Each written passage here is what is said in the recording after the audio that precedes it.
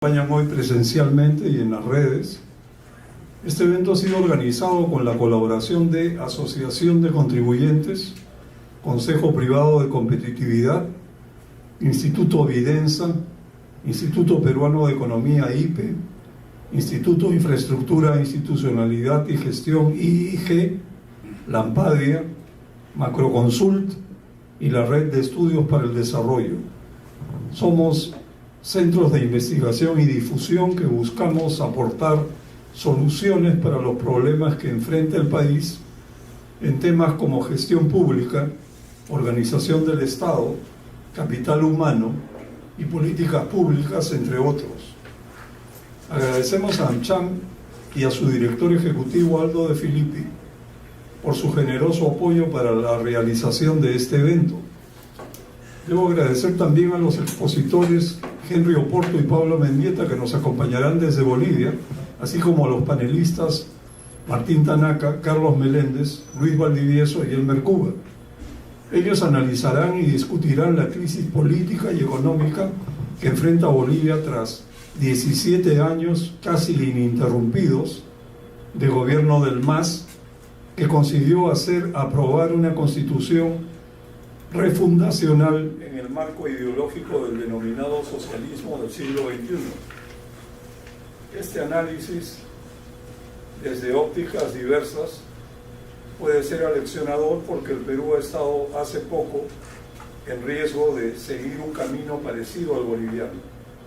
Ahora los dejo con Jaime de Altaus, moderador del evento.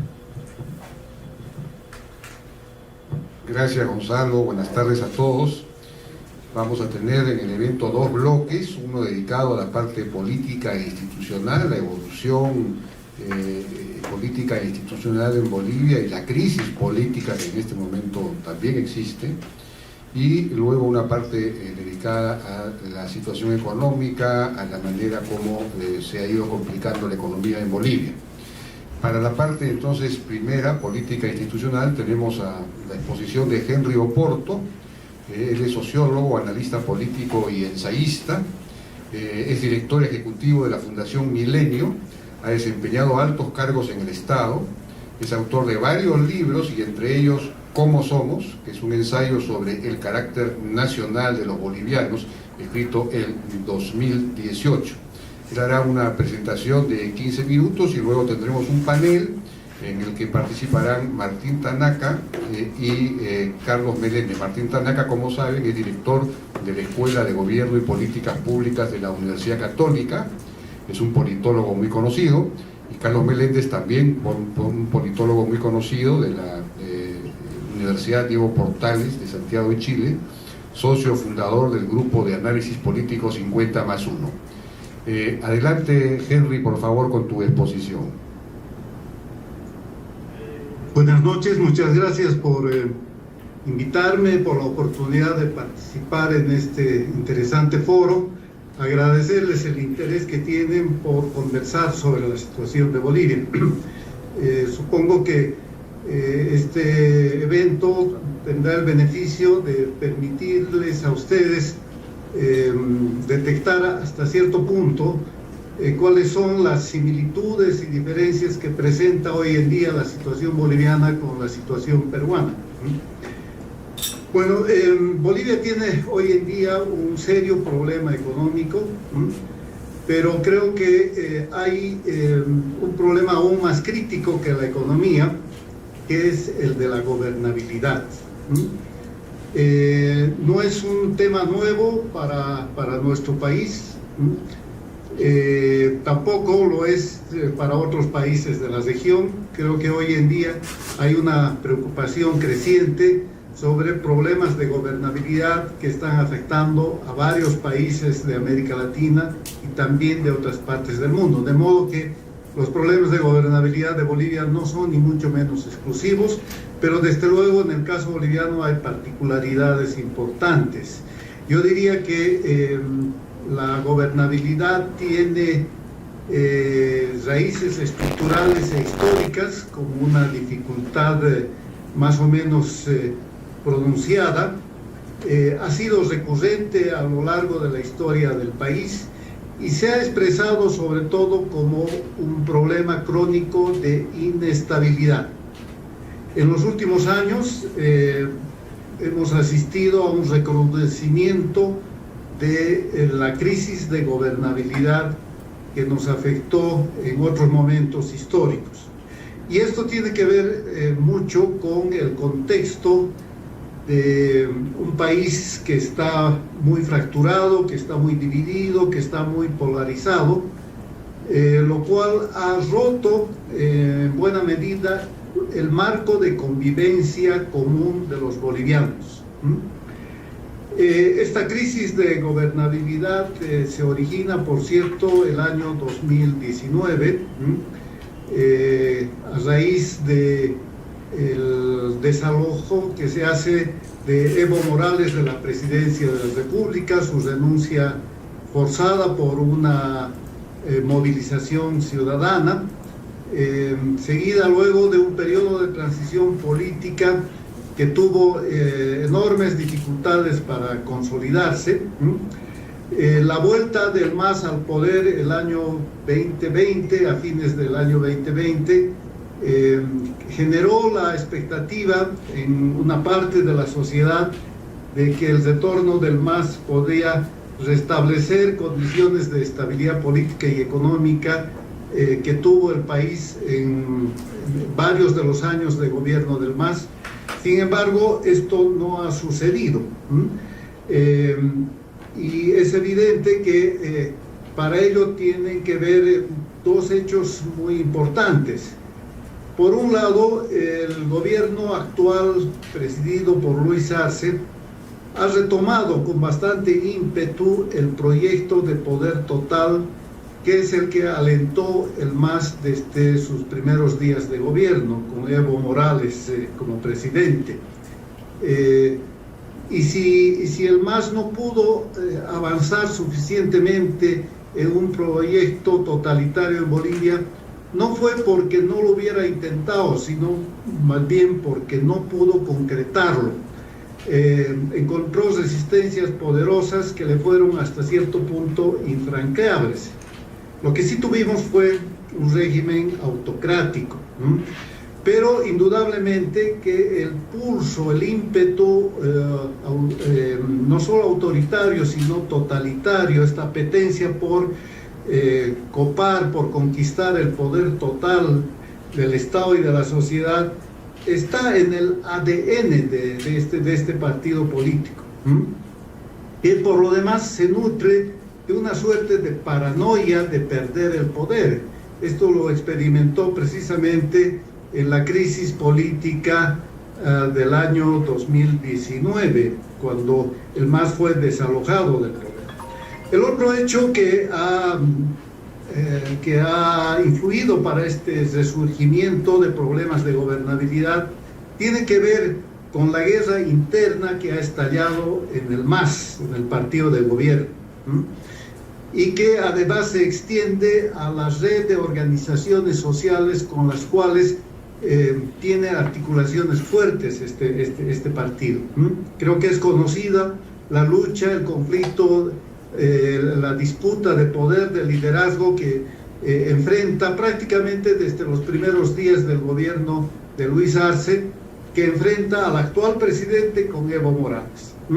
Y la raíz del problema está en que Evo Morales pues quiere volver al poder el año 25. Él no imaginó que Luis Arce tuviera pretensiones de no solamente autonomizarse respecto de Evo Morales, sino que además alentara expectativas de reelegirse en la presidencia en las elecciones del 2025. Eso ha abierto un cisma que yo lo veo simplemente irresoluble. Y el resultado de eso es que el MAS hoy por hoy es un partido dividido, es un partido con dos bancadas parlamentarias, cosa que está dificultando enormemente la gestión de gobierno.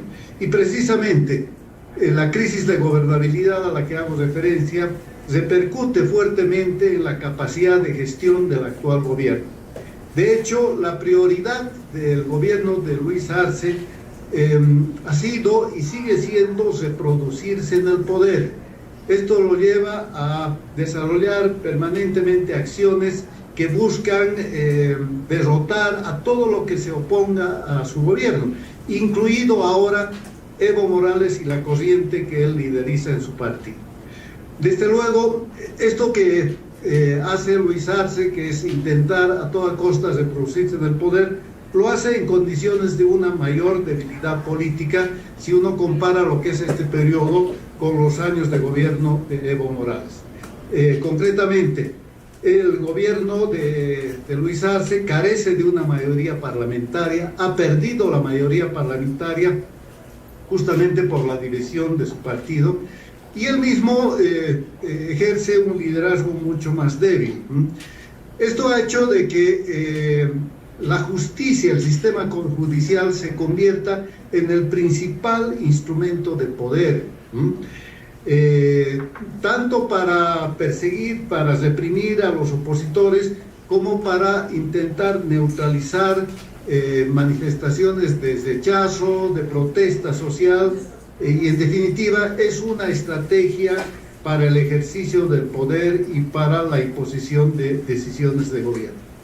Esto también explica la pasividad que muestra el gobierno de Luis Arce, que linda en la negligencia frente a la situación delicada que experimenta la economía boliviana. Yo creo que incluso se puede hablar de una suerte de impotencia política para enfrentar la situación económica actual. La consecuencia de todo esto es que el país se ha precipitado en un clima de inestabilidad política y social creciente, y lo que predomina o se hace cada vez más notorio en la sociedad boliviana es un sentimiento de fuerte incertidumbre sobre el rumbo del país. La gobernabilidad viene de la mano de lo que yo llamo un conflicto de poder latente. Este conflicto de poder tiene dos dimensiones, una de naturaleza ideológica y política y otra de naturaleza territorial. La primera tiene que ver con el conflicto entre democracia y autocracia, entre una visión etnonacionalista, que es lo que alienta precisamente el partido de gobierno, el MAS, frente a otra corriente en Bolivia que aboga más bien por una sociedad abierta, de características más liberales y en todo caso integrada al mundo. Este conflicto entre autocracia y democracia, entre etnonacionalismo y una sociedad liberal y democrática, ha dividido profundamente a la sociedad, y eso se expresa en la polarización, en la fractura que se puede observar en distintos aspectos. La dimensión territorial del conflicto de poder latente en Bolivia opone principalmente al poder central con la región de Santa Cruz, que, como es sabido, es la región que más crece demográficamente, es la región que se ha convertido en el motor económico de Bolivia, es la región que va logrando niveles de desarrollo social más altos que el resto del país, y que además se ha constituido claramente en la frontera de avanzada, ¿no?, de la reivindicación democrática. Creo que no es exagerado decir que si no existiera Santa Cruz, la región de Santa Cruz, con la fuerza, con el poderío que tiene, probablemente Bolivia habría caído en un régimen de las características de Ortega en Nicaragua o de Venezuela. Creo que el gran dique de contención frente al poder, al proyecto hegemónico totalitario del MAS ha sido y es la región de Santa Cruz.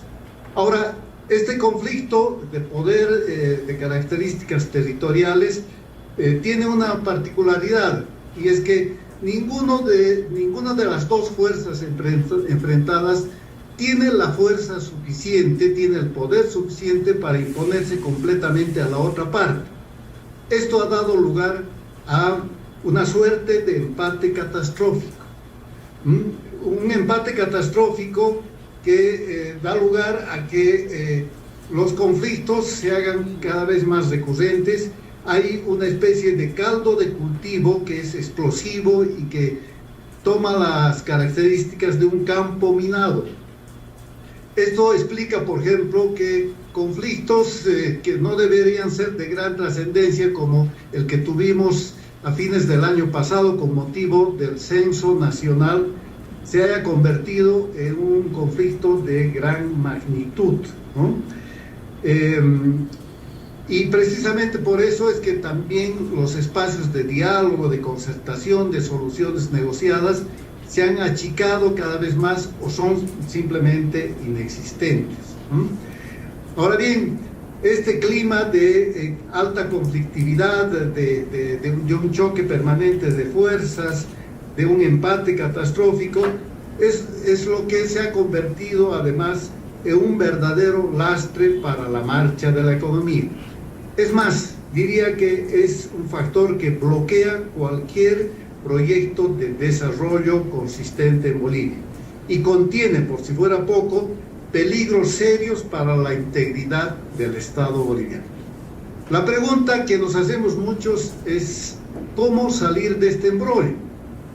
Bolivia está atrapada en una encrucijada, de eso no hay duda.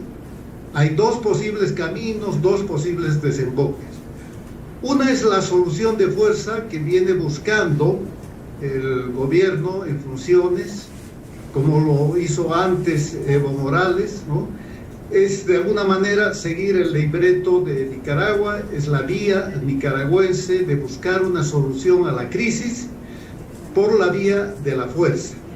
Y esto en circunstancias paradójicas en que el proyecto gobernante, el proyecto político y económico del MAS aparece bastante tocado, es claramente un proyecto de retirada, es como escapar hacia adelante.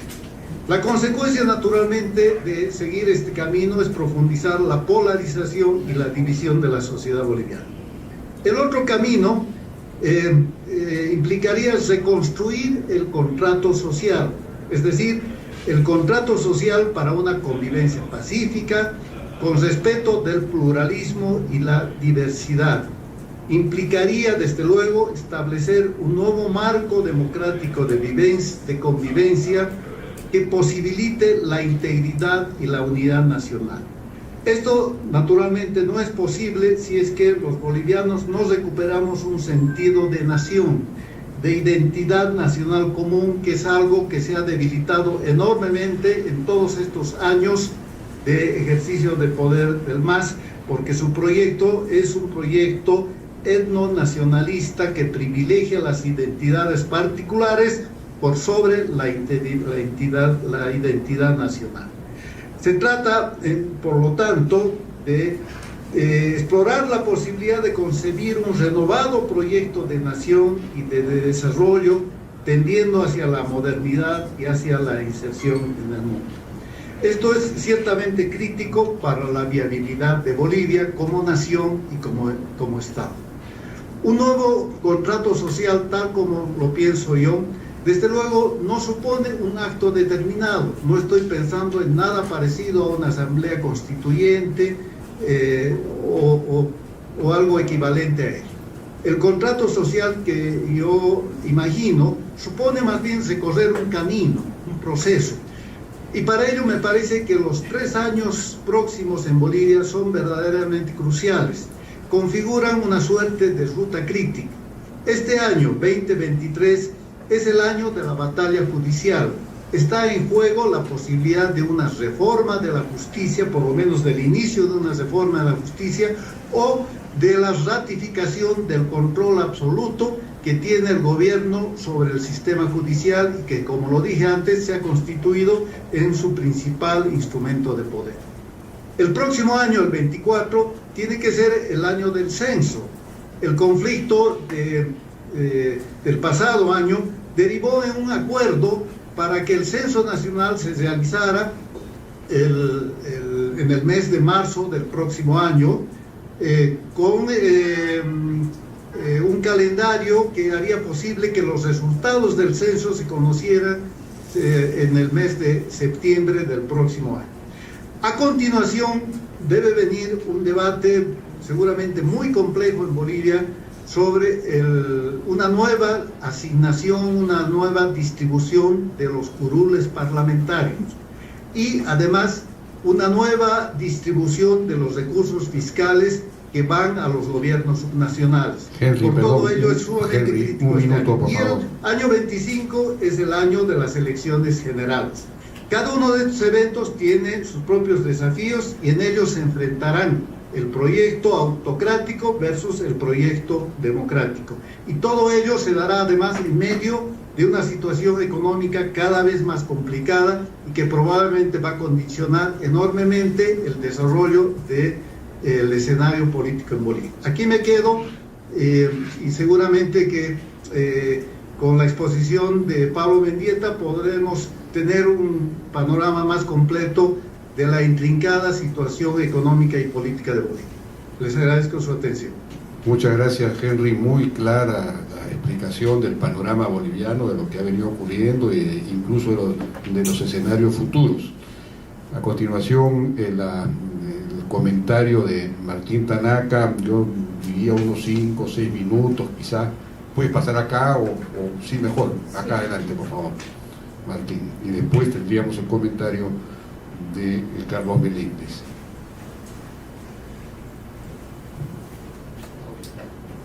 Por acá.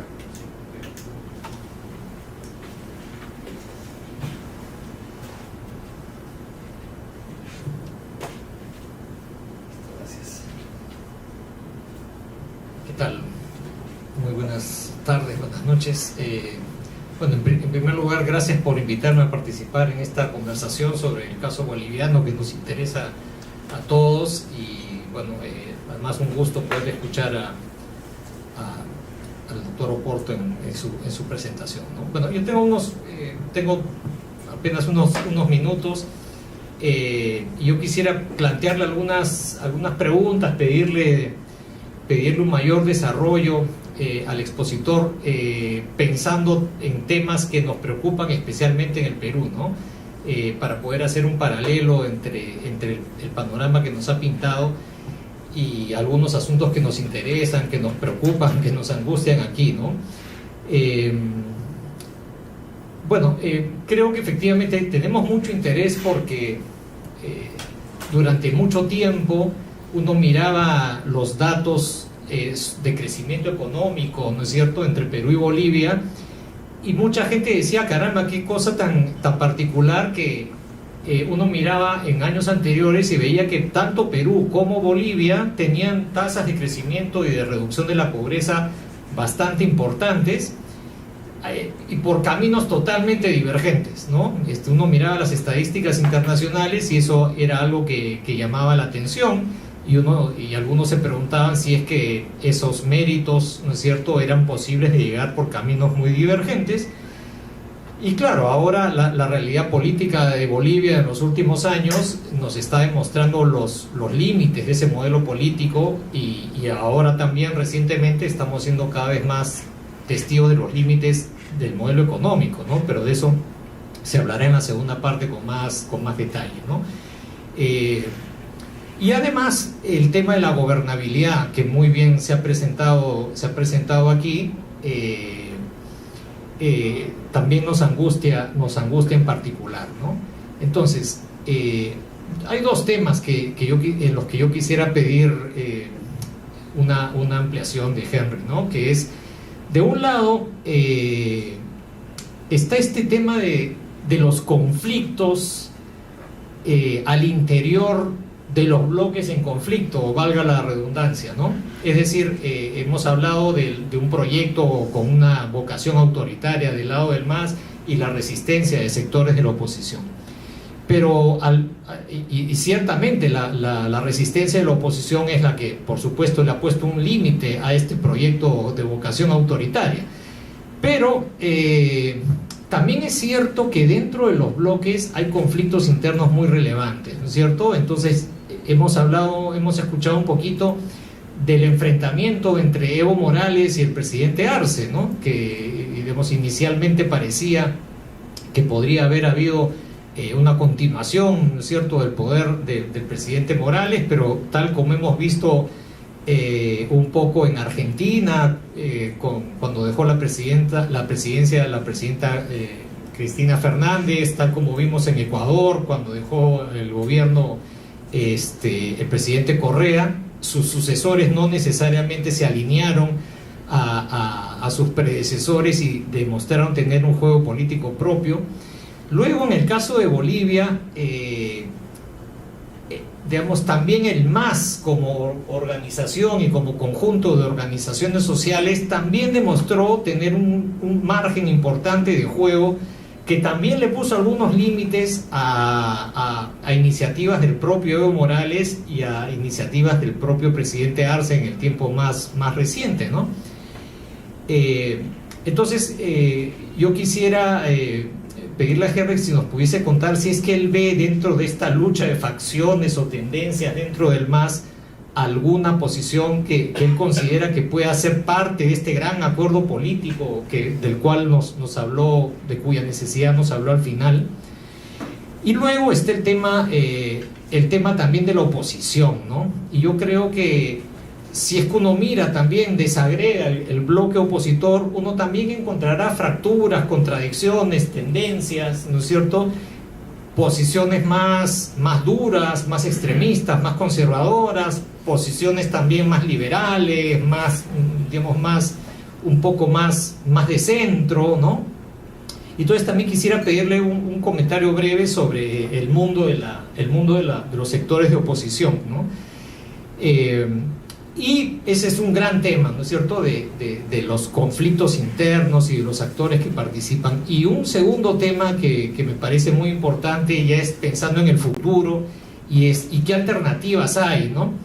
Y esto es algo que a nosotros nos preocupa bastante, porque en el Perú también tenemos esta sensación de que estamos muy fragmentados, muy polarizados, que últimamente se ha desarrollado con mucha fuerza un clivaje, una conflictividad con base territorial, ¿no es cierto?, en donde en Bolivia, por supuesto, eso es fuertísimo. Nosotros teníamos siempre algo de eso, pero ahora tenemos la percepción de que se ha agravado, se ha acentuado mucho, ¿no?, la diferencia entre algunas regiones del sur andino respecto a la dinámica que vemos de Lima y la costa norte. Eso es algo que ha adquirido mucho más peso en el último tiempo, a propósito de la presidencia, desde la presidencia del presidente Castillo, ¿no?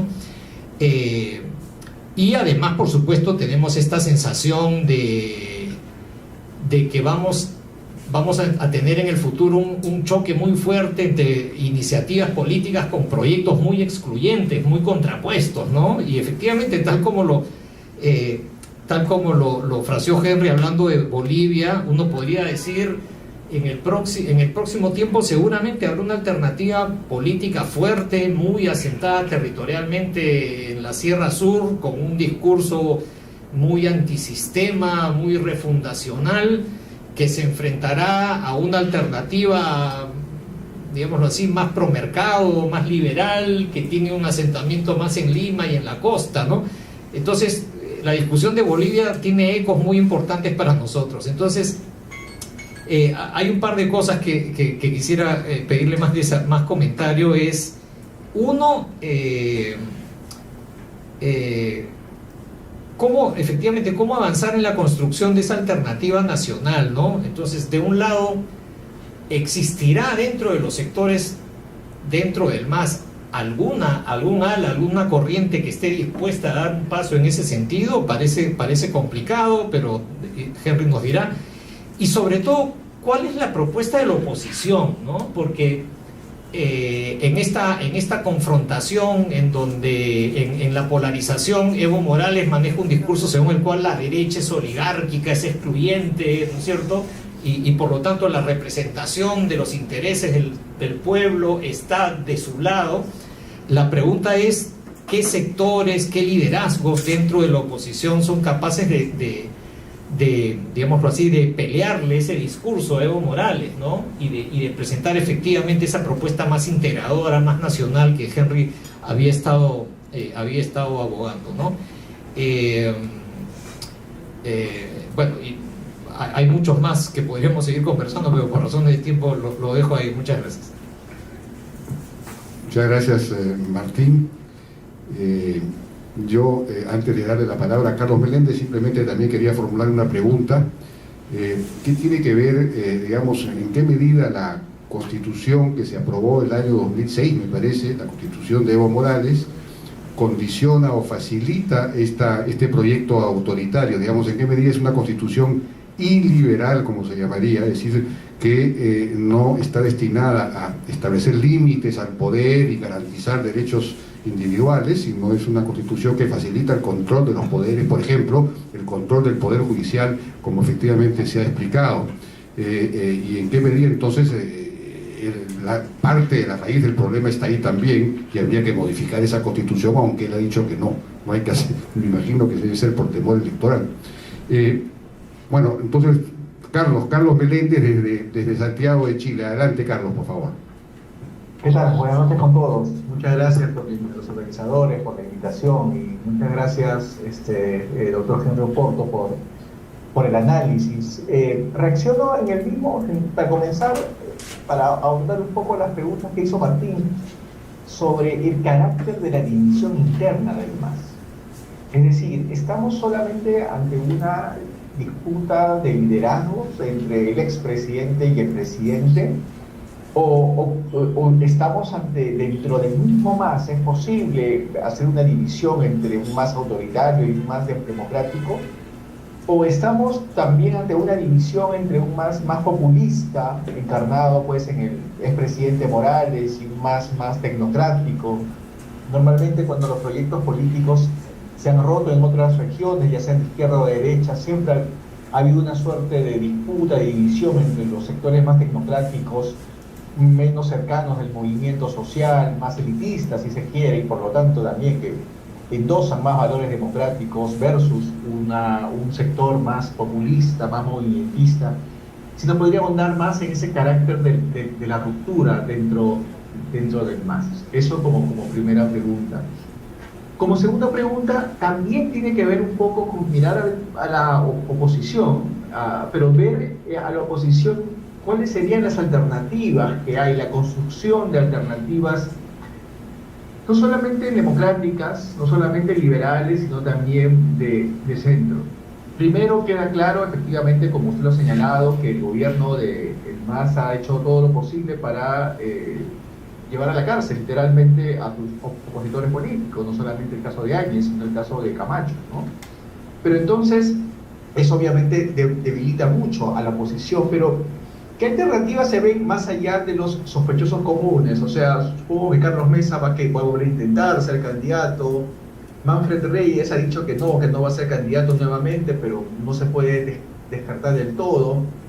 ¿Qué alternativa ve, por ejemplo, en Rodrigo Paz, en el hijo de Jaime Paz Zamora, que se especula que puede tener una candidatura de centro? ¿Cuáles son las alternativas, las opciones que hay en la oposición, las más viables? Aunque yo sé que estamos un poco todavía lejos para el año electoral, que es el 25, pero ¿cómo se están posicionando los actores políticos frente a eso? Y tercero, quisiera también un poco ser algo más contraintuitivo. Usted no describe, y es algo que se está pasando, un MAS que está dividido, un MAS que está en retirada, pero mi pregunta es, ¿qué de positivo dejaría el MAS?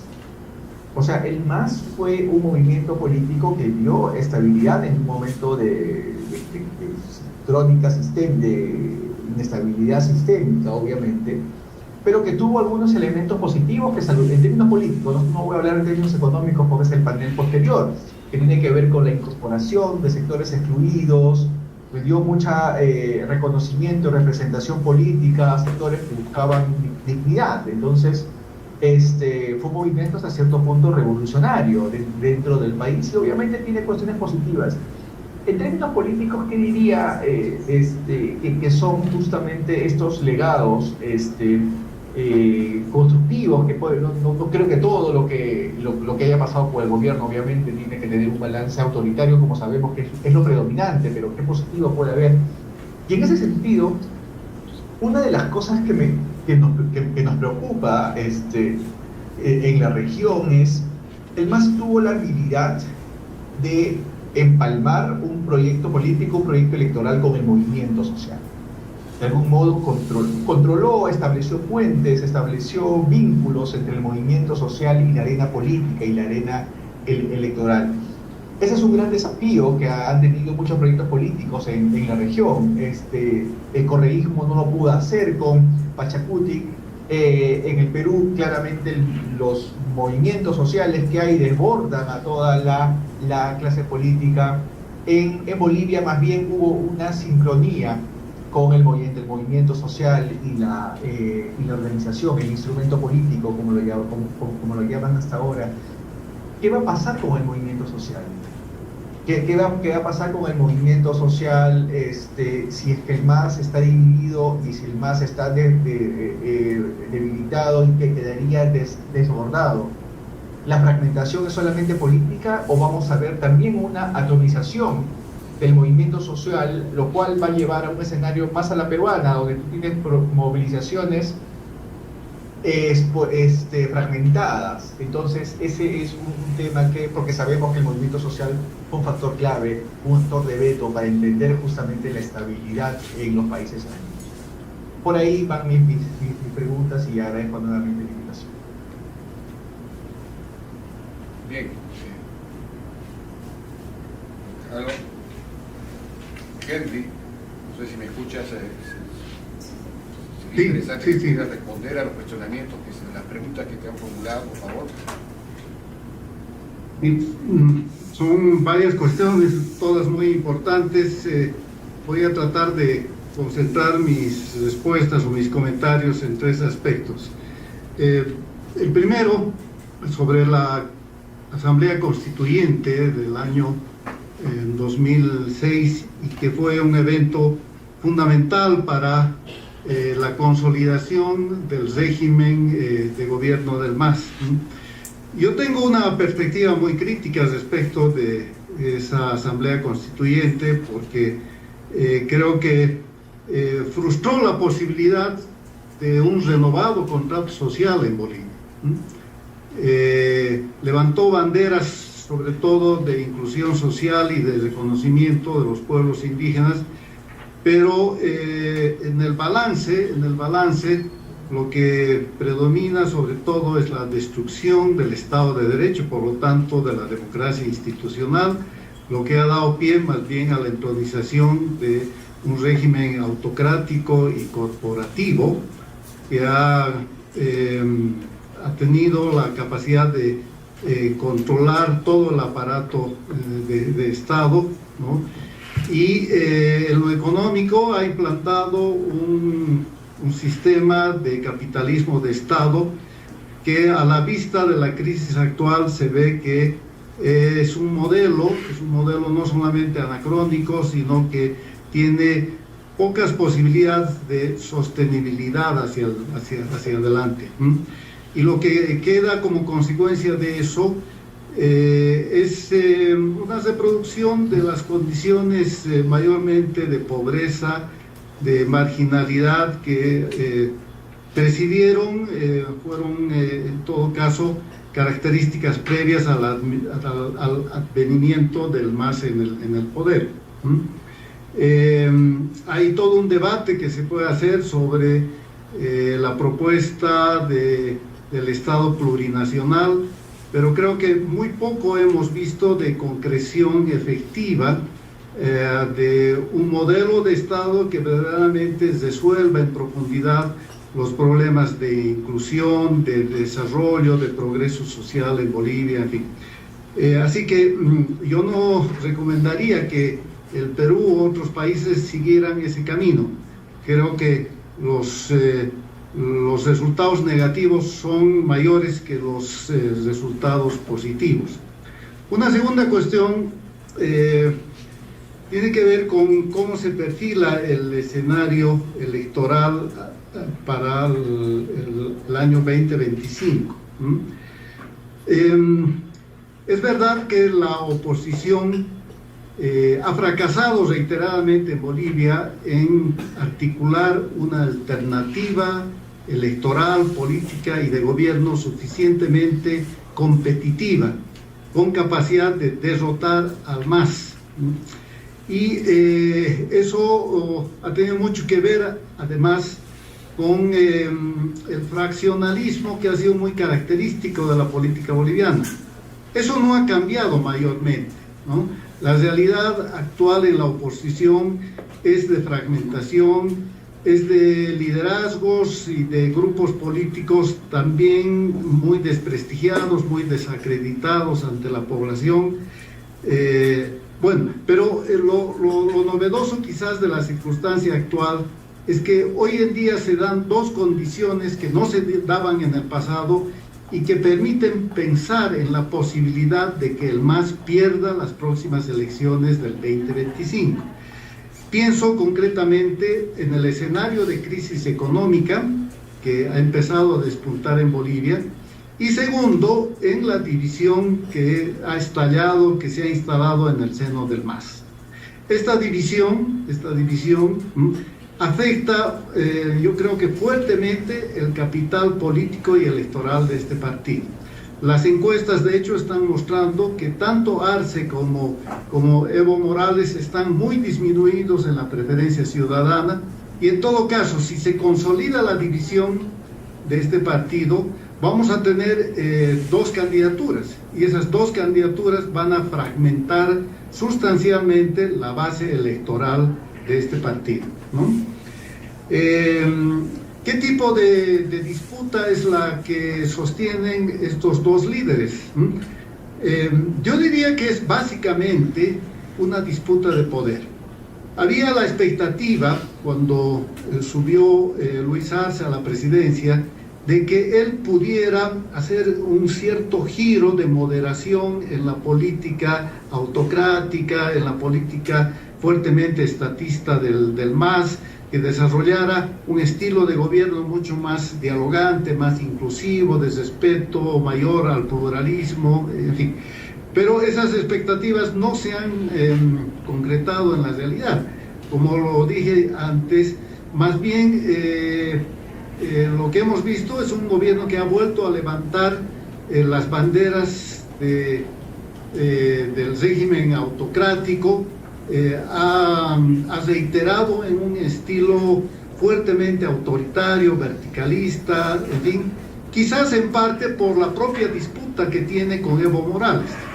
Eso parece que les restringe enormemente el margen de maniobra que tiene Luis Arce, pero sea por eso o sea por convicción, lo cierto es de que en la práctica Luis Arce no se ha diferenciado sustancialmente del estilo de gobierno y de poder que encarnó Evo Morales, lo que lleva a la conclusión de que la contradicción principal entre ellos es, tiene que ver con una disputa básicamente de liderazgo y de poder.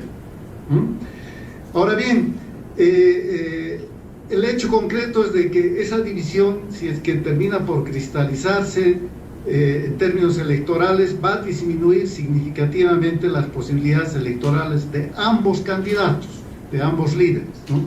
Y si a eso se le suma el efecto político que puede tener la crisis económica, estaríamos pensando en que sectores de la población, sobre todo de capas medias, que en el pasado votaron al MAS, ¿no? Sobre todo en las últimas elecciones, y que le permitieron superar incluso el 50% de votos, esa fracción del electorado podía perfectamente, ¿no?, dar la espalda a los candidatos del MAS, porque hoy día la sensación es de bastante frustración, es una sensación de enojo, de irritación, porque la gente está empezando a sentir pues la crisis en el bolsillo.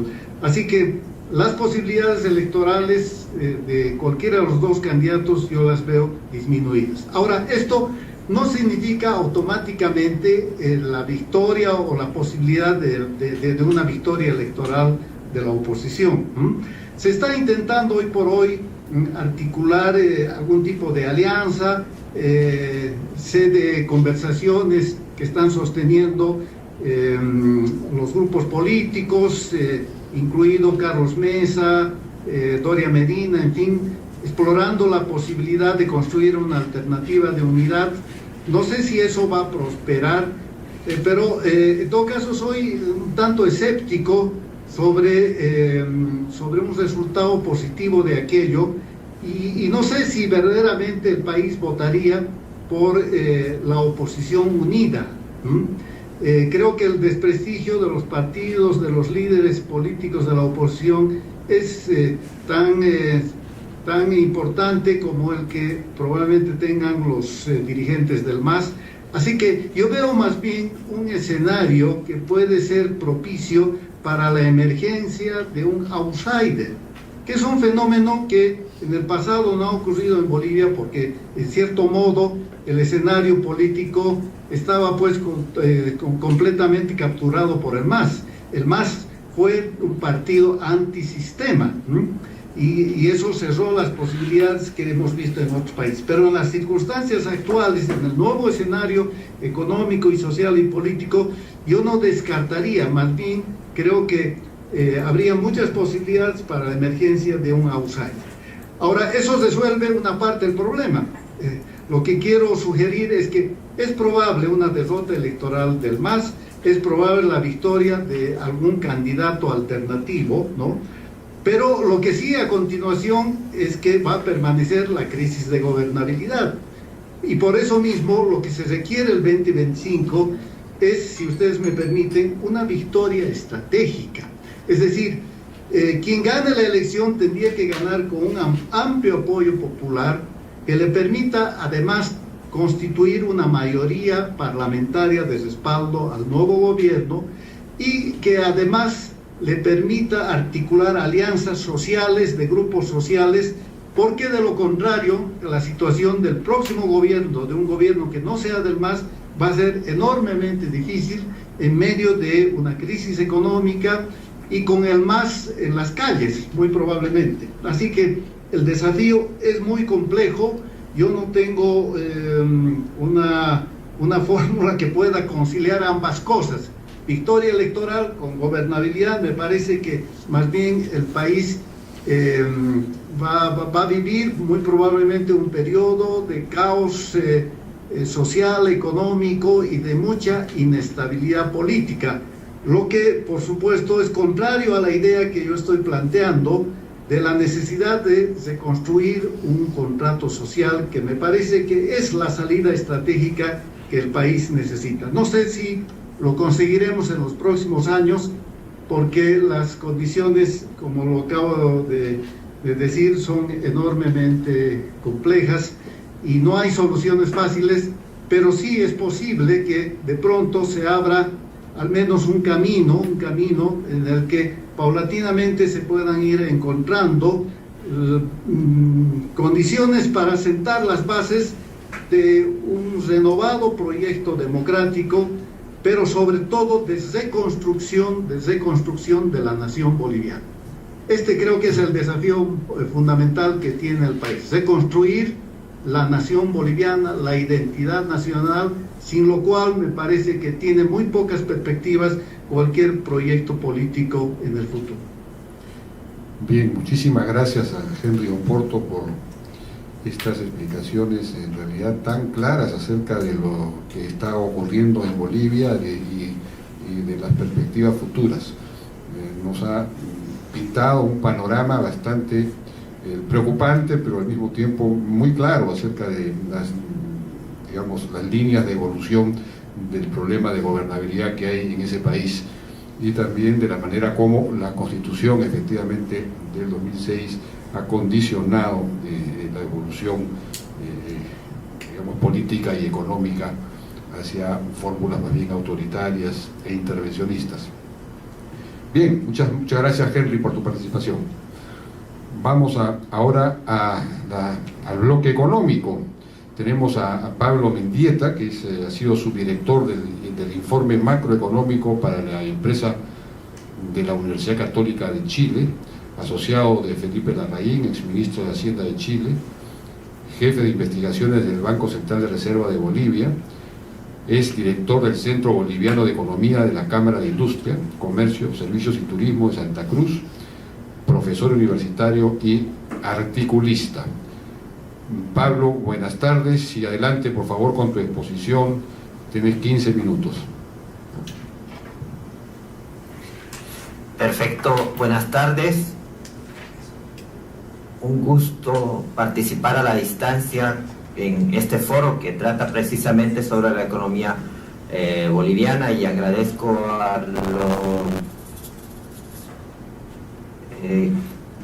a quienes han organizado, y yo quiero concentrarme en algo que yo le he llamado, la pregunta que nos hacemos es ¿cómo llegamos acá y hacia dónde vamos? En esa línea, cuando uno observa The Economist en la edición de hoy, básicamente tenemos que, esta es la portada en el artículo pertinente a Bolivia, que dice la eminente crisis económica de Bolivia, y muestra las reservas internacionales, y esto ya ha llamado la atención no solo a los medios especializados, sino claramente a los medios de prensa y todo lo demás. Entonces la pregunta es ¿por qué un país como Bolivia, que en el periodo 2010 a 2022, por ejemplo, ha estado liderando los rankings de crecimiento, inclusive por encima de varios países en los cuales las tasas de crecimiento eran más altas, de repente hoy día se sitúa como la segunda economía menos recuperada de América Latina, como ustedes pueden ver comparando el último trimestre del que tenemos información, que es el tercero en este caso para mi país? Entonces ahí la pregunta es ¿qué está detrás de esto y cómo llegamos a una crisis de balanza de pagos? Y parte de la explicación viene en lo que hace un momento comentábamos y que tiene que ver con la situación política y económica. Acá lo que ustedes tienen es una relación que siempre usamos en nuestras presentaciones, donde mostramos que la situación política y la situación económica en el caso boliviano entre 96 y 2019 está claramente entrelazada, y una y otra nos explican conflictividad, crecimiento, crecimiento, conflictividad. Entonces, sobre esa base, ¿qué explica lo que tenemos?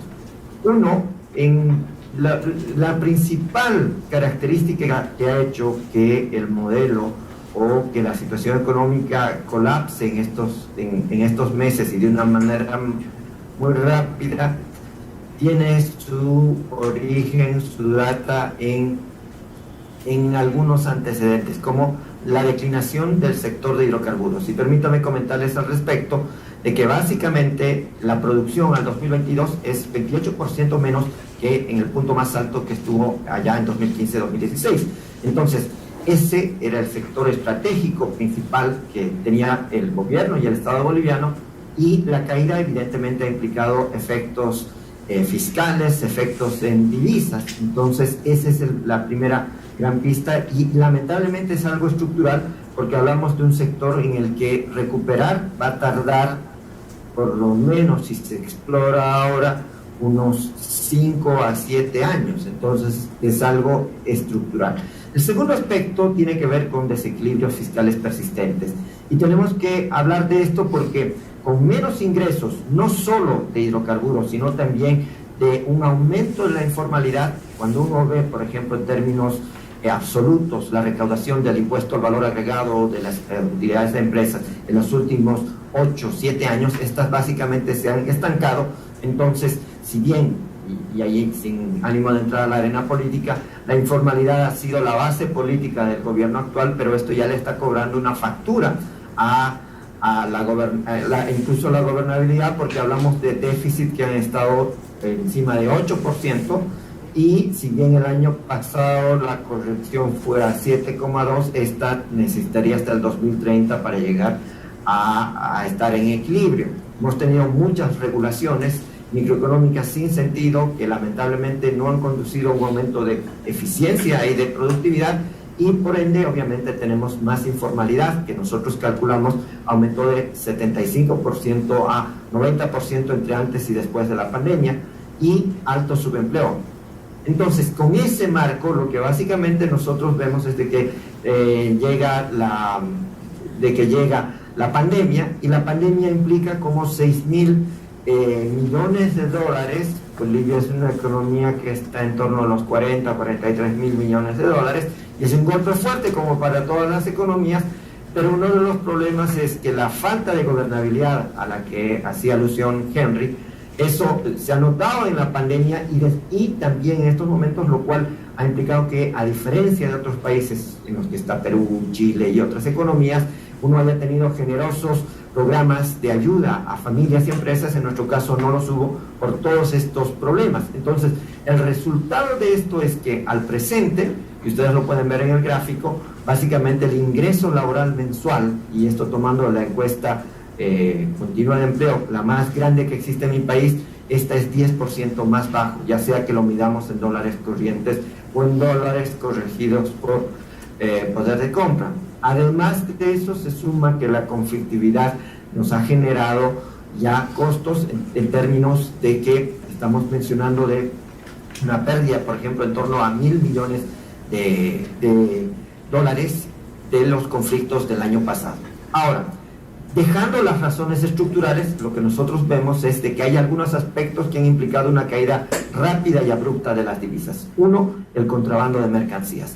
Tenemos 7.000 kilómetros de frontera, y en estudios que hicimos en la Cámara, en el centro que dirijo, hemos hecho 18 estudios de contrabando y en esos encontramos que el contrabando implica 3,5% del Producto Interno Bruto. Esto es 3.500 millones de dólares. Acuérdense de esa cifra, en torno a 40.000 millones de dólares del PIB.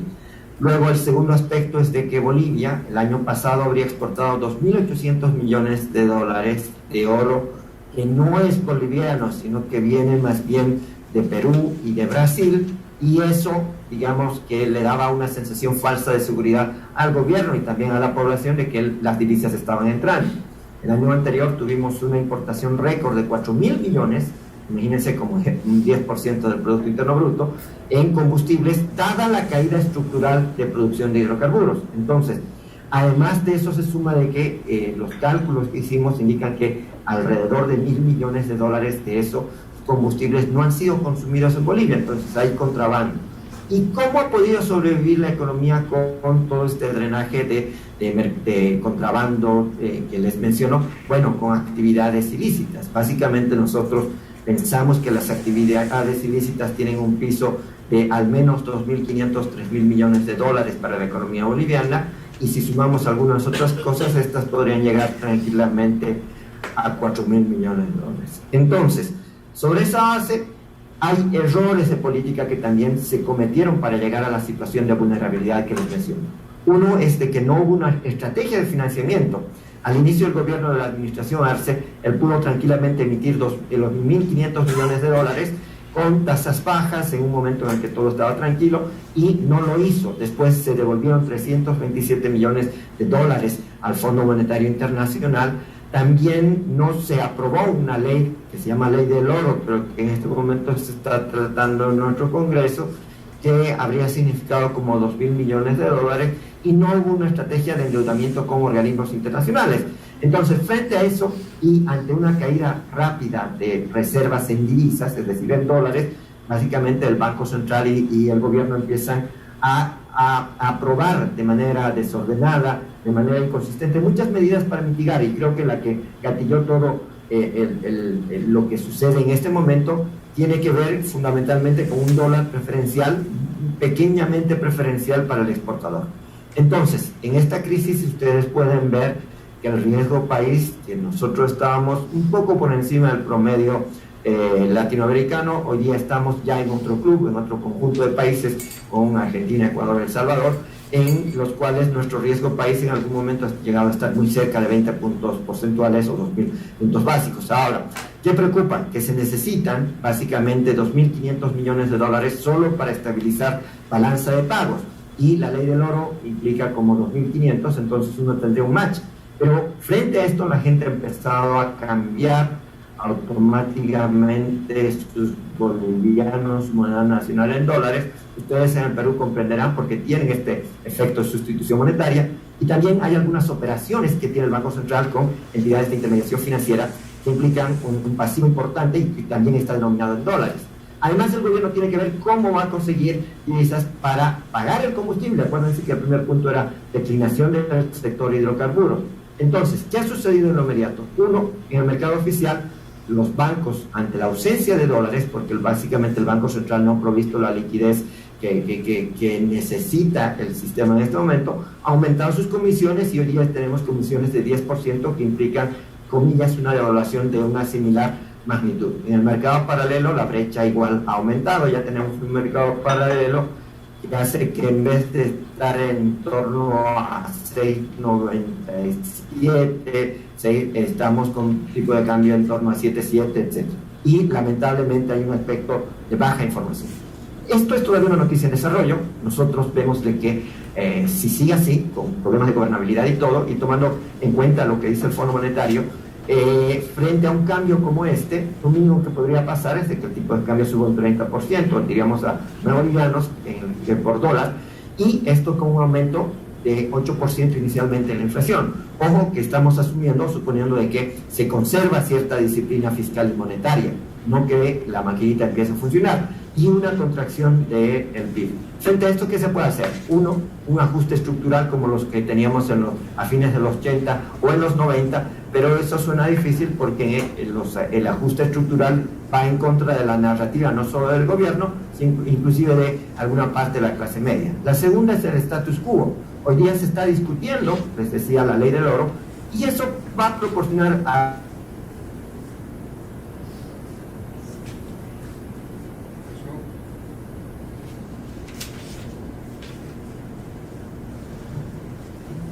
¿Qué pasó? ¿Problema de señal? algún oxígeno a la crisis que vivimos así son Perdón, semanas nos quedamos, o meses. nos quedamos un ratito sin tu señal, no sé si puedes repetir. Más bien, la experiencia argentina que uno ve, en la cual hay todas las distorsiones. Perdón. Y repitiendo muy brevemente la última parte, sí. En el tercera situación similar a la Argentina, con un tipo de cambio oficial y un tipo de cambio paralelo y diversas distorsiones. Entonces, ahí básicamente yo creo que todo esto está determinado por una imposibilidad de un acuerdo político. ¿Cuáles son? Y ya para ir finalizando, ¿qué son qué preocupaciones y lecciones nos deja todo esto? Por una parte, la pregunta, y creo que en toda crisis, es cuánto va a quedar en dólares constante de 2010 y desde 1900. Y a nosotros, igual que a ustedes, nos llegó una crisis muy fuerte, una hiperinflación, que implicó básicamente el no alcanzar unos niveles razonables de PIB. Hoy día estamos básicamente con esa misma incertidumbre de cuáles serán los efectos. ¿Qué lecciones son importantes ya para finalizar? ¿Qué lecciones son importantes en cuanto a lo que nosotros tenemos? Uno, la importancia de la institucionalidad. ¿A qué me refiero? De que si Bolivia está atravesando este momento tan difícil es por falta de instituciones. Ustedes allá tienen un banco central bien constituido, con todo el gobierno corporativo del caso. En nuestra situación no es así y evidentemente ni siquiera tenemos autoridades en las principales entidades económicas. Segundo, la estabilidad es muy fácil de perderla, entonces creo que ahí uno tiene que hacer mucho énfasis en que la estabilidad es algo que uno tiene que ir cuidándola cada momento. Tercero, la productividad, uno la descuida y de repente uno se concentra en ganancias de corto plazo en lugar de ver cómo se puede aumentar la eficiencia y la productividad en largo plazo. Y un aspecto que es fundamental dentro de esto, que es la parte de transparencia. ¿Por qué menciono transparencia? Porque básicamente ya uno sabe que en estas situaciones de crisis la información deja de estar disponible, lamentablemente, y lo que uno hace es, ¿y qué está pasando en el país? Yo les digo, miren, por ejemplo, en la parte productiva, nosotros sabemos qué ha sucedido hasta septiembre del año pasado. Si hoy día hay una bomba atómica, nosotros no nos enteramos. Entonces, el nivel de reservas lo tenemos congelado al 8 de febrero. Evidentemente podemos calcular en qué nivel estamos, pero esta es una historia en desarrollo, esta es una historia que no sabemos cuál será el fin, es como un open-ended system, un sistema abierto al respecto, y ahí creo que el desafío va a ser cómo evitar de que el desorden macroeconómico venga y que esto afecte fundamentalmente a la población más vulnerable. Entonces yo me quedo ahí en esta intervención respetando el tiempo que me han dado. Muchísimas gracias. Muchísimas gracias, Pablo, por esta presentación que nos ha pintado un cuadro bastante completo de lo que está pasando en el terreno económico en Bolivia.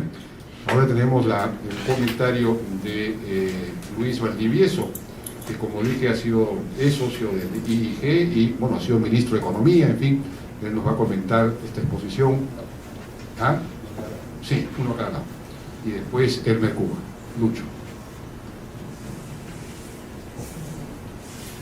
Bueno, muchísimas gracias por la presentación, bastante completa y justamente identificando los puntos claves que han llevado a la situación que se está viviendo. Mi primera observación es, me parece que hace falta un marco macroeconómico no solamente de corto sino de mediano plazo. En gobiernos populistas, autocráticos, muchas veces se confunde lo urgente con lo importante. Y lo urgente en Bolivia ha sido tratar de atender las necesidades de la población mediante una política de subsidios y de bonos y de seguridad social financiado no con recursos tributarios, sino con endeudamiento, y con endeudamiento de tipo comercial, con endeudamiento de los fondos de pensiones y con endeudamiento externo.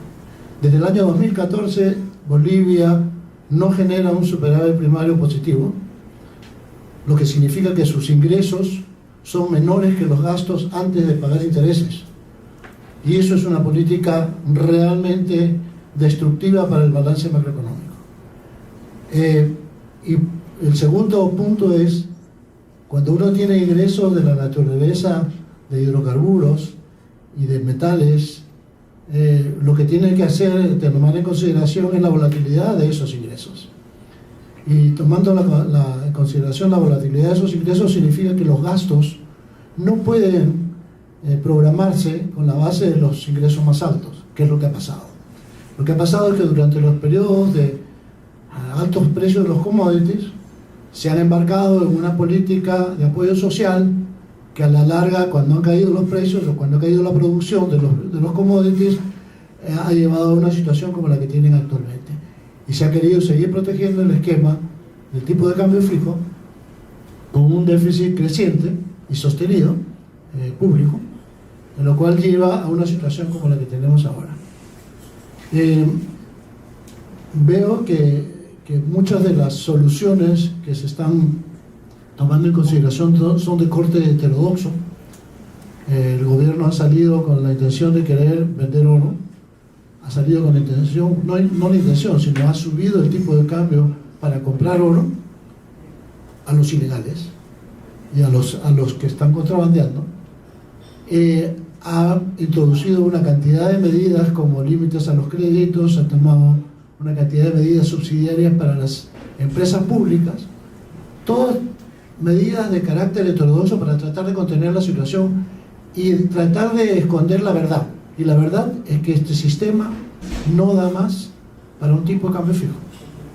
Ese sistema no da más para el sostenimiento de un déficit por los años venideros, no da más para un mayor endeudamiento. Y eso que Bolivia ya se benefició de la reducción de deuda en el año 2006, 2007, en la iniciativa para apoyar a los países pobres. Ya se benefició. También se ha beneficiado de una reestructuración de la deuda con los swaps. Entonces acá hay un problema serio. Ahora, el gobierno que está mirando la posibilidad de usar los fondos de pensiones, ya tiene la ley para poder tomar los fondos de pensiones, pero ¿quién lo va a tomar? Una institución que viene funcionando desde 2015, que ha tenido un presupuesto de 61 millones de dólares, que se ha gastado casi 52 millones de dólares y tiene más de 300 empleados y solamente han manejado un pedazo de la compensación de las pensiones. O sea, tiene empleados fantasmas, ha sido sujeto de fraudes, les han vendido software para manejar las pensiones que han costado 16 millones de dólares y ninguna de las empresas que fueron contratadas directamente sin licitación, ninguna de esas empresas ha podido entregarles el software necesario para manejarlas para las pensiones.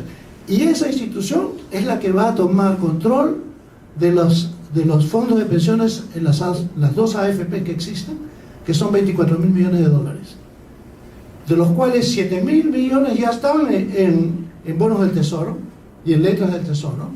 Quedan 16 mil millones por repartir.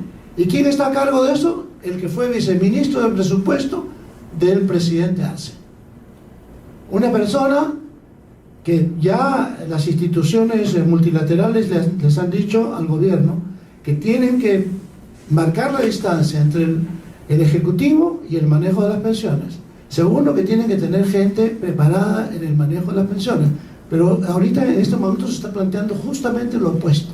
Entonces, tenemos aquí una situación realmente dramática en que no se trata de decir cuándo va a pasar el descalabro, sino sabemos que va a pasar.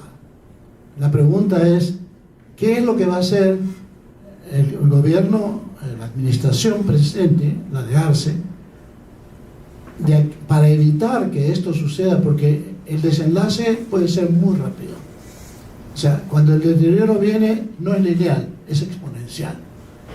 Porque las expectativas de las personas se mueven de manera catastrófica. Pueden cambiar de un día para otro. Y de un día para otro la gente puede correr a los bancos y sacar todo su dinero porque saben que después de que acaben con las pensiones, el siguiente paso son los depósitos. Y eso pasa de un día para otro. Entonces, a mí me parece la presentación que se ha hecho es sumamente interesante, sumamente necesaria. La necesidad de transparencia es evidente. No se puede hacer nada si uno no sabe cuál es el nivel de reserva, qué es lo que está pasando. No se puede hacer nada sin saber exactamente las intenciones del gobierno en su plan de ajuste, no solamente a corto plazo, sino a mediano plazo.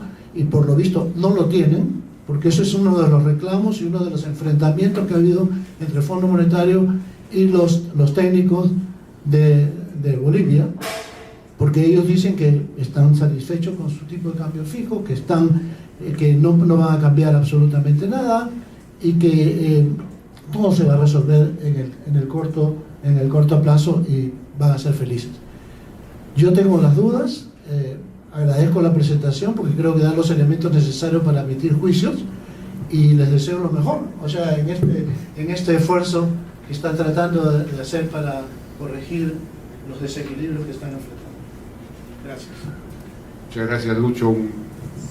Ha pintado un panorama aún más crítico que el que presentó el expositor. Ahora, Elmer, por favor. Muchas gracias. Hola, Pablo, ¿qué tal? Mira, yo en aras del tiempo tengo tres preguntas, comentarios. El primero tiene que ver con el déficit fiscal, ¿no? Ya se ha mencionado que tiene tamaños colosales, pero el tamaño mismo del Estado es tremendo. El gasto corriente es 36% del PBI, ¿no? Es un tamaño, un Estado de Europa Occidental, Estados Unidos, es un país, ¿no?, que no lo puedes pagar, ¿no? Es demasiado tamaño estatal. Perú, el tamaño estatal no llega al 20%, ellos tienen 36%, gasto corriente, ¿no? Es de locos, ¿no? Entonces, eso finalmente se puede enfrentar algún tiempo usando la plata de las pensiones, pero eso tiene, digamos, 2 o 3 años más y se termina. Entonces, Bolivia está marchando a un severo ajuste fiscal, ¿no? Y no va a ser con aumento de impuestos, porque ya con 36% no hay espacio para aumentar los impuestos, tienes que bajar el gasto. Entonces, el Estado boliviano se va a derretir, ¿no? Va a tener que cortar la inversión pública, carreteras así, como Perú en los 80, digamos, ¿no? Y después desmontar los programas sociales, ¿no? Está yendo directo a destruir lo que ha construido en estos años el MAS, ¿no? Ese es mi primer comentario. ¿Tú cómo ves el ajuste fiscal hacia adelante? Más allá de que se use en el fondo de las pensiones, que lo van a hacer, eso se termina, digamos, ¿no? Porque eso déficit fiscal del 9% es enorme, ¿no? Aunque el fondo de pensiones también es grande, creo que el 40% de producto, o sea, tiene ahí 5 años más, pero de loco sería hacer eso, ¿no? Y a farrearte el futuro de todos los viejitos bolivianos, ¿no? La otra es, mi otro comentario tiene que ver con el tema del cambiario. Como Bolivia tenía inflación baja, la inflación del año 19 fue 1,5%, el año 20 0,7%, el año 21 0,9%, es realmente baja. Entonces, ahora que ha habido inflación internacional, eso hace que el atraso cambiario no es tan grande. Eso quiere decir, ¿no? Se han protegido, porque este año, por ejemplo, la inflación internacional debe ser pues, que 9% y ellos menos. Entonces, hay atraso cambiario, pero no es tan grande. Deben aprovechar ahorita para soltarlo, ¿no? Acabas de demostrar que el mercado negro tiene una diferencia de apenas 10%, entonces es chiquito. Si sueltas ahora el tipo de cambio, va a ser lo mejor. Si no lo sueltas, se va a acumular y en 2 o 3 años más va a ser tipo Argentina, ¿no? Una diferencia entre el mercado de la calle, negro, y el oficial muy grande. Y ese ajuste va a ser, como dice el Lucho, colosal. Entonces ahora podrías liberar, por lo menos, si no vas a ajuste fiscal, no importa. Libera el tipo de cambio, ya, porque todavía el diferencial es pequeñito, no hay un atraso cambiario, digamos, ¿no? Pues claro, pero como la inflación ha sido baja y afuera ha sido más alta, tienes un espacio para aprovechar. Y mi otro comentario, el último, tiene que ver con la inflación misma, ¿no? Hasta ahora parece ser que el Banco Central no ha financiado fuertemente el déficit fiscal, si no tendríamos esta inflación baja, ¿no? Entonces, ¿en qué momento comienza ya a funcionar la maquinita en Bolivia? En la mañana vi las cifras del Banco Central Boliviano y sí le ha prestado a la Empresa Nacional de Litio, le ha prestado a la Empresa Nacional de Electricidad, le ha prestado a Yacimientos Petrolíferos Fiscales Bolivianos, o sea, le ha prestado, ya tiene deuda ya con empresas públicas, pero no estoy seguro del flujo nuevo, ¿no? Del nuevo financiamiento, porque si llega ese día, no solamente va a tener una mega devaluación, un mega ajuste fiscal, sino una inflación galopante, digamos, ¿no? Y eso va a ocurrir. Estoy de acuerdo con Lucho, no se sabe cuándo, pero si ocurre antes de las elecciones ya quiere ver qué le va a pasar. Esos discursos mentirosos que va a haber, quién es el culpable de todo esto, ¿no? Es Arce, es Morales, o es la derecha. Ya, la mentira va a salir a flor de piel, ¿no? Pero sabemos todos nosotros claramente sus orígenes son en un pésimo manejo macroeconómico en los últimos años, ¿no? Muchas gracias. Elmer, muchísimas gracias. Pablo, sería interesante conocer tus comentarios, tus respuestas. Yo tenía una pregunta simplemente de conocimiento. Has hablado 2 o 3 veces de la ley del oro. ¿Qué cosa es la ley del oro? Me imagino que no se refiere a la ley del mineral, sino una ley que quieren aprobar o han aprobado sobre el oro. ¿Qué cosa es la ley del oro? Bueno, muchísimas gracias por sus comentarios, apreciaciones y todo. Empiezo con la última, que tiene que ver con la ley del oro. En realidad es una ley para disponer de los 2.500 millones de dólares de reservas que están en oro. Y si bien se dice, a ver, vamos a tratar de captar oro, y sabemos que eso no va a ser así, porque el oro entra a Bolivia de contrabando de Perú y de Brasil. Entonces yo no veo a un contrabandista yendo al Banco Central o a vender ese oro, así que eso yo no lo veo. Es más bien para sobrevivir esos 2.500 millones de dólares que le puede dar un poco de respiro a esta crisis que mi país está teniendo. Ahora, yo creo que ahí es importante, y tal vez ya más allá de la explicación que les he dado de algunos elementos que suceden, coincido con ustedes y nosotros estamos revisando la experiencia argentina, pero con todo.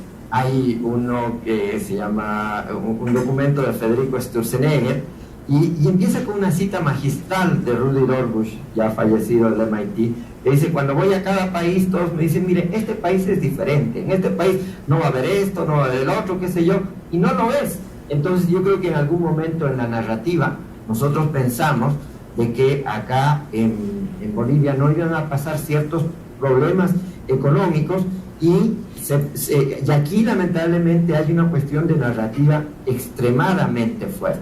¿A qué me refiero con narrativa extremadamente fuerte? De que el discurso gira en algo que se conoce el modelo social comunitario, económico social comunitario productivo de Bolivia, que tiene aspectos inclusive hay un libro del presidente Arce sobre el tema. El punto es de que las evaluaciones ya académicas que se hicieron sobre el modelo, por ejemplo, de un compatriota mío que vive en Chile, de Rómulo Chumacero, y de otro investigador independiente Rodrigo Burgoa muestran que en realidad el modelo como tal no funcionó, sino fue el auge de precios. Entonces no se aprovechó la oportunidad del auge para tener algo de institucionalidad, para invertir bien recursos, sino por el contrario se tuvo como eso que llamaban Felipe Larraín, Marcelo Celovsky en los 90, que era la teoría de la mejor expectativa, de que uno hacia adelante piensa que todo va a seguir bien y no es así. Entonces el gobierno en este momento está preso de su narrativa, se encuentra preso de decir, a ver, yo durante mucho tiempo he dicho A, B, C, D, E, F, G, y este es un baño de realidad, un duro baño de realidad en términos de cómo está la situación, y es una paradoja que suceda justo cuando la principal fortaleza que tuvo en su momento el candidato y ahora presidente Arce era la parte económica. Ahora, ya analizando de la manera más fría, nosotros crisis cambiarias y crisis de balanza de pagos en el mundo las hemos tenido siempre. Hay una base de datos que visitamos y encontramos que hay esto en los 80s, 90s era bastante común, y en uno de los escenarios que yo les mostraba es, bueno, ¿qué se hace frente a esto? Una reforma estructural en la que uno acude a organismos internacionales, en la que uno básicamente dice, a ver, ¿cómo puedo hacer que todo este déficit, toda esta parte fiscal pueda ordenarse? Yo lo que sí no veo es, uno, la voluntad política en las distintas salas del oficialismo de hacerlo. O sea, ahora yo sé que eso obviamente va a chocar contra la realidad, pero no veo la voluntad política. Y segundo, tampoco no veo, digamos, en términos de la aceptación pública, una narrativa que pueda, alternativa, que preserve, si quieren, la parte social, pero que componga esto en términos macroeconómicos. Entonces, redondeando, si quieren, respecto, coincido con ustedes de que hay muchas cosas que faltar. O sea, ahí no hay donde perderse. Faltó un marco macroeconómico de mediano plazo. En algún momento se sugirió al presidente Arce, yo todavía estaba en el Banco Central, de por qué no hacemos por ejemplo, ahorrar parte de los recursos del gas y utilizarlos en fondos soberanos y todo lo demás, pero no se lo hizo. Ni siquiera hemos tenido un presidente de la empresa estatal de hidrocarburos que haya sido designado por el Congreso, o un presidente del Banco Central designado por el Congreso. Entonces, hemos tenido todo un descalabro institucional. Yo, hacia adelante, así tratando de ser lo más objetivo, pero que en todo caso esto va más hacia el sur, hacia Argentina. ¿En qué sentido? De que vamos a tener una época de descalabro macroeconómico en el que no va a haber un ajuste. Ahora, ¿qué reflexión? Y para finalizar, yo transmitiría a la experiencia peruana que en estos momentos, digamos, sabemos que está con líneas políticas similares. Uno, los que están en la vereda del frente, llámese la oposición, no sé si la derecha, como ustedes quieran, necesita igual salir de la zona de confort y empezar a pensar cómo propongo yo reformas o un marco macroeconómico estable, pero también reformas que sean socialmente adecuadas para la población y que no sea que sean cautivadas simplemente por otro lado. Yo creo que ahí el desafío que tienen ustedes en adelante es, por ejemplo, cómo preservar. Ustedes tienen un Banco Central de Reserva precioso. Yo lo llegué a conocer cuando estaba en el ente emisor boliviano, visité varias veces, y ustedes tienen una institucionalidad que se ha construido a lo largo de años. Entonces, yo creo que en eso hay que ser muy cuidadoso, porque acá lo fundamental es no solo las personas, sino las instituciones. Y una de las cosas que explica también la crisis actual es que gracias a toda esta narrativa que narró Henry de un gobierno de transición y después la administración del presidente Arce, lamentablemente mucha gente técnica no está en las instancias pertinentes como el Banco Central. Entonces no conocen aspectos operativos, aspectos prácticos y todo, de qué es vivir una crisis de balance de pagos como esto. Entonces hay deficiencias políticas, hay deficiencias operativas y de todo tipo como para salir de esto. Yo en eso soy un poco más pesimista y bueno, gracias por los buenos deseos de que esto se solucione, aunque yo en eso soy bastante pesimista. Si uno de ustedes quiere hacer un comentario adicional. Lamentablemente el ajuste viene ya sea por una decisión de las autoridades o va a ser automático, o sea, por la reacción de los agentes económicos. O sea, indudablemente el ajuste se va a dar, porque no hay un desequilibrio que tiene que resolverse. Entonces, viene o viene.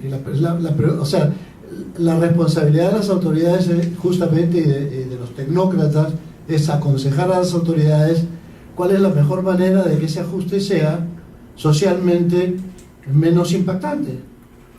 Y eso es una de las responsabilidades. Ahora, con respecto a lo que mencionaste de la inflación, es baja, pero es mentirosa. El 60% del índice de precio del consumidor está subsidiado o con precios controlados. O sea, ahí hay un embalsamiento de precios que va a salir de una manera extraordinaria. O sea que la sobrevaluación del tipo de cambio que existe está mal medida en ese sentido, porque tienes un indicador que está mal medido. Ahora, con respecto a la institucionalidad, efectivamente nosotros pasamos por un proceso de reforzamiento de instituciones. Y cuando hicimos la nueva ley del Banco Central en el año 90, realmente se fortaleció muchísimo la independencia y el tipo de personas que iban a ser los grupos técnicos. Pero en la parte fiscal, lo que se hizo fue, y gradualmente se introdujeron reglas fiscales para evitar la discrecionalidad. Y eso es una de las cosas importantes que valdría la pena que ustedes, que están trabajando y asesorando o emitiendo opinión, que busquen básicamente cómo introducir ese tipo de reglas que disminuyen la discrecionalidad de los políticos para poder lograr un ajuste fiscal. Esos son los dos comentarios que quería hacer. Yo quería complementar con análisis de economía política, ¿no? Porque estamos viendo acá un ajuste macroeconómico que se va a dar, pero que podría aguantarse hasta las elecciones del 25 o después. Entonces, algo que va a interactuar mucho la política con la macroeconomía, ¿no? Voy a hablar concreto. ¿Qué pasa si se aprueba la ley del oro y el Banco Central usa ese oro de las reservas y por ahí devalúa un poquito y maneja las AFP, las pensiones, y no se ajuste fiscal, ¿no? Y gana las elecciones, ¿no? ¿Va a aguantar 5 años más o 4 años más y se le va a reventar en la cara al MAS? ¿O le va a reventar en la cara a la derecha si gana, ¿no? En cuyo caso la derecha nuevamente son los tremendos ajustadores, y ya ves, te dije, la derecha siempre ajusta y nos empobrece, ¿no? Entonces vamos a ver un nacimiento de narrativas ya de cuarta generación de Netflix, ¿no es cierto? O de repente aguantan y le revienta a su siguiente gobierno, ¿no? No al del 25, sino al del 30. Entonces, ¿por qué digo esto? Porque lamentablemente pues la población, ¿no? La mayoría es presa de discursos, no es macroeconomista, ¿no? Claramente identificaría que el problema ha nacido con Evo Morales, pero no es tan sencillo, para los economistas es sencillo ver esto, pero para la población no, y vamos a ver pues qué narrativa comienza a primar en el discurso, ¿no? Igual ha pasado en Argentina, ¿no?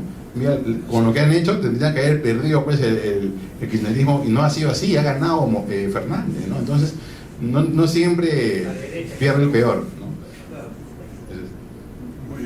Ahí si me permiten complementar, por favor, muy brevemente, para no extendernos, pero uno, coincido plenamente de que el mercado se va a ajustar.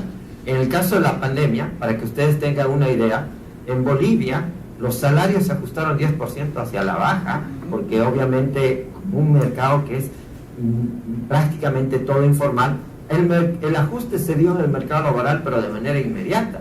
Entonces yo ahí creo que acá igual el mercado, ya sea el mercado cambiario, el mercado laboral, el externo y todo, se va a ajustar, solo que va a ir hacia el ajuste que no queremos, un ajuste en el que va a haber ganadores, perdedores, y la población vulnerable va a perder. Ahora, el otro aspecto también coincido con Elmer de que lo que viene, suponiendo de que hasta el 2025 sobrevive, yo no le deseo a mi mejor amigo que sea ministro de Economía del 26 en adelante, porque viendo los vencimientos de deuda, es lo que va a administrar no solo recursos, va a administrar la deuda, y cualquier cosa ya queda fuera de contexto. Puedo señalar también de que en una cosa que es característico, y supongo que pasa también en Argentina y tal vez en Venezuela, no sé, es que todo está polarizado. Aquí lamentablemente estamos como en la guerra de las galaxias, entre el lado oscuro y el lado bueno de la fuerza, y lo que diga uno es efectivamente contrario al otro. Entonces, tan polarizado de que, por ejemplo, el presidente hace recién tuvo su primera reunión con empresarios a mitad de mandato, o sea, para decir, a ver, que ustedes qué dicen, qué opinan al respecto. En eso, digamos, Morales era bastante más pragmático, pero yo no veo la salida en términos de que, o sea, yo creo que todos los economistas profesionales sabemos cómo salir de este entorno y sabemos qué candados poner, pero lamentablemente la voluntad política, la capacidad de liderar ese tipo de cosas no existe. Entonces, yo ahí no creo que estamos mucho más cercanos a la experiencia argentina, desafortunadamente, ya sea en el corto plazo, si es que, o en un mediano plazo. Entonces, ahí ya entramos a otro terreno. ¿Y cuál es el corolario de todo esto para Perú? El corolario de todo esto para Perú y el resto de los mercados emergentes es que, a diferencia de los 80 y 90, cuando uno tenía este tipo de crisis, ¿qué hacía? Tenía una reforma estructural, un programa de ajuste, y luego se solucionaba, comillas, todo.